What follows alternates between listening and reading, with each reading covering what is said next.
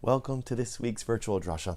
This week we have the incredible privilege to read Parshas Toldos, and the Parsha opens up in what appears to be a relatively straightforward way. Ve'ela Toldos Yitzchak ben Avram, Avraham holides Yitzchak. These are the generations of Yitzchak, the son of Avram. Avram birthed Holid, he birthed Yitzchak. And so the Mefarshim ask a variety of different questions on this pasuk, but on the most basic level, it's a straightforward pasuk, creating a connection, a relationship between Avram and Yitzchak. But the problem, of course, is we already know that Yitzchak is the son of Avram. We already know that Avram is the father of Yitzchak. We've been introduced to this relationship already in last week's parasha. Already, the truth is, 2 weeks ago in Parashas Vayera, we already learned about this. So why does the Torah feel the need to reinforce this? And the great tzaddik, Levichil of Alexander, Zecher v'Tzadik v'Kadosh Levracha, who lived from 1853 to 1910, says something absolutely amazing. He explains that the pasuk is coming to highlight the great humility of Avraham and Yitzchak. That is, let's work backwards. If you were to ask Yitzchak Avinu, Yitzchak, what's your greatest accomplishment in life? What's your greatest accomplishment? Yitzchak Avinu would have said, my greatest accomplishment? Yitzchak ben Avram. My greatest accomplishment is that I am Avram Avinu's son. That's what I feel is my greatest accomplishment. Yitzchak, you didn't choose which family to be born into, but Yitzchak Avinu said in all humility, my greatest accomplishment is not something I did for myself, but it's the fact that I'm a son of Avram Avinu. And if you were to ask Avram Avinu, Avram, what was your greatest accomplishment? The Avram would have said, Avraham holid es Yitzchak. My greatest accomplishment? I gave birth to a Yitzchak. As such, said from Alexander, something so beautiful that the pasuk is simply here to attest to the humility of the first two patriarchs. Yitzchak thinking his greatest accomplishment was Avram, Avram thinking that his greatest accomplishment was Yitzchak. But I think that the Rebbe is coming to teach us something a little bit deeper. The pasuk is coming to teach us something a little bit deeper. Now, there's a beautiful mashal by the Dubna Magid. And the Dubna Magid tells a story, as he often did, about a young man who felt he had no mazel. No mazel. This guy was down on his luck. His parnasa was going terribly. He could not find a wife, no matter how many dates, how many people he went out with. He was unable to find his bashert. So this individual decided, you know what? I once learned that every person has a malach. Every person has a ministering angel. And so this individual, this guy, decided that he was going to go out and find his malach. And I'm going to find out. I'm going to meet my ministering angel. I'm going to find out, why do I have no mazel? Why do I have no luck? Why do I have no we translate mazel as luck, but the truth is it means something much more profound. Why do I have no mazel? Let me find my ministering angel and find out why I have no mazel. So he sets out on his journey. And as he's walking, he passes by a tree. And the tree was incredibly withered. Looks like it's about to die. And he sees that looking around the tree, what's going on, and the tree begins to talk with him. Remember, it's a mashal from the Dubna Magid. The tree begins to talk to him. The tree says, ay, I don't know what's going on. I feel so sick. I'm all withered up. I can't go ahead and produce fruit. I have no idea. No idea what's going on. So the man says to the tree, don't worry, you're in luck. I'm going to my malach to find out about my mazel. And if I find my malach, I'll ask about your mazel as well. Maybe he knows your malach, or maybe all the malachim work collaboratively together. They have a WhatsApp group. Whatever it is, when I find my malach and ask about my mazel, I'll ask about your mazel as well. He continues down on the journey. And as he's still looking for his malach, he stumbles across a young woman, a princess. And he finds the princess sitting all alone in an open field, sobbing heavily into her hands. He says, excuse me, is everything all right? And she begins to sob. And she explains that she is a princess from a very special family, the daughter of the king, but yet she can't seem to find a suitable husband. She can't find someone who is going to be mashlim, who's going to complete her. She can't find her bashert. The man says, I hear what you're saying. I'm on the way to my malach to find out about my mazel, to find out what's going on. I'm happy to ask about you. Okay, so the man continues journeying, and Baruch Hashem, finally, he meets his malach. He meets his ministering angel. But interesting enough, this guy was a very empathic, compassionate individual. So he begins to ask the malach about the tree, and he begins to go and ask the malach about the princess. And the malach, Baruch Hashem, has all of the answers.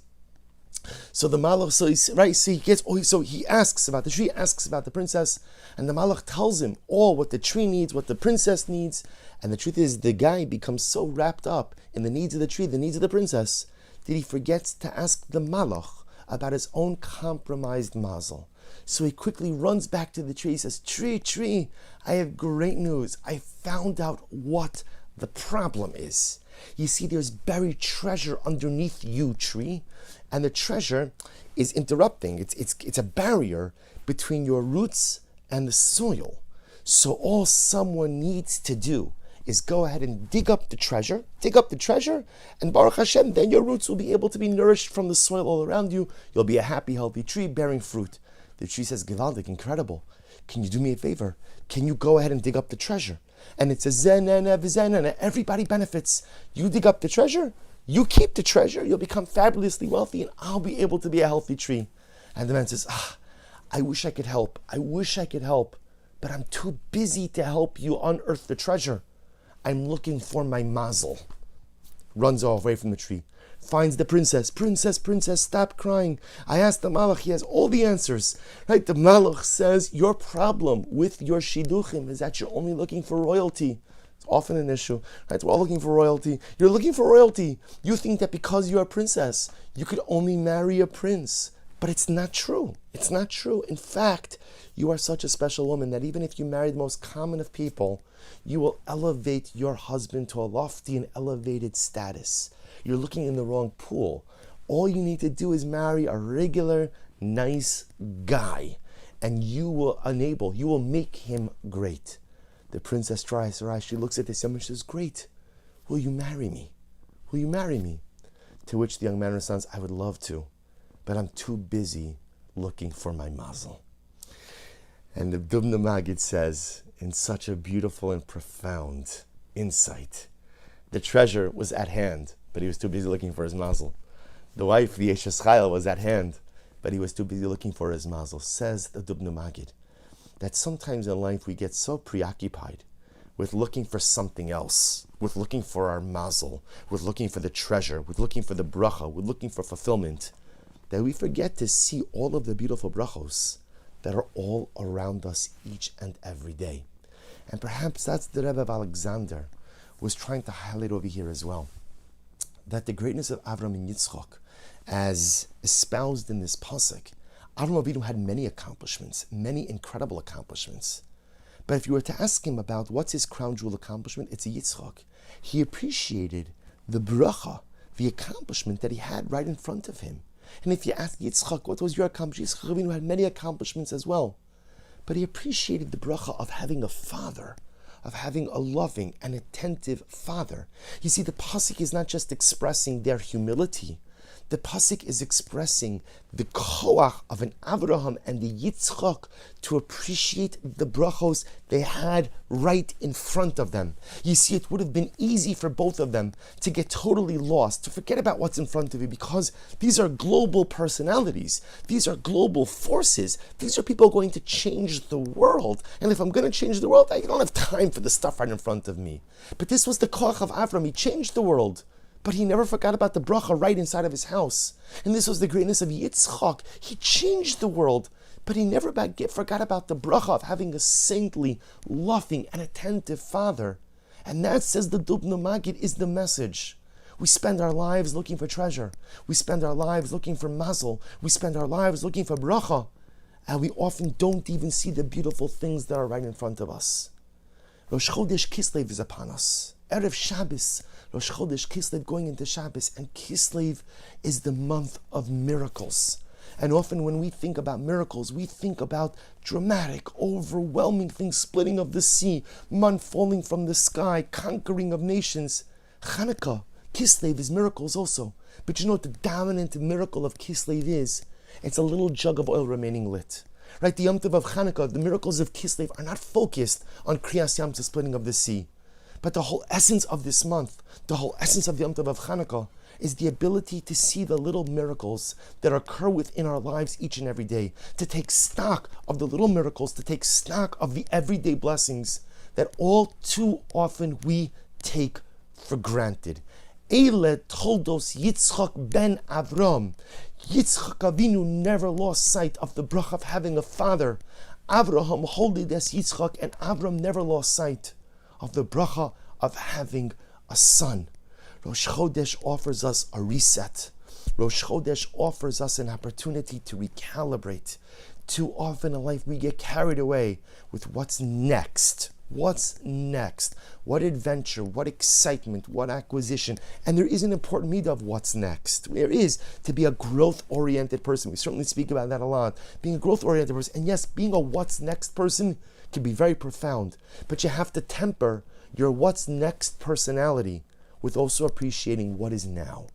What are the brachos I have now in front of me? Last Shabbos on Rosh Chodesh benching, we asked HaKadosh Baruch Hu for a month that is filled with all kinds of blessings. Have we ever stopped for a moment to reflect on the fact that maybe we already have many of those blessings? Maybe HaKadosh Baruch Hu has already answered those tefillos in so many different ways, but perhaps we've just been a little bit too busy to take notice. Eile Toldos Yitzchak ben Avram, Avram olidis Yitzchak. Avram and Yitzchak teach us to appreciate the brachos we have right in front of us. The young man from the Dubna Magid's Mashal had opportunity for happiness with a beautiful wife, had opportunity for wealth with beautiful treasure. He had all the opportunities in the world, but he was too busy looking for his mazel instead of appreciating the mazel he had right in front of him. In this new month, may we be Zocha Mirtz Hashem, to be the beneficiary of beautiful miracles, dramatic miracles, national miracles, Mashiach-dika miracles, Geula miracles. But at the same time, maybe also be Zocha, to Mirtz Hashem, find the koach and the wisdom to acknowledge, to appreciate, and to give thanks for the miracles we already have. Wishing everyone a good Chodesh and a beautiful Shabbos Kodesh.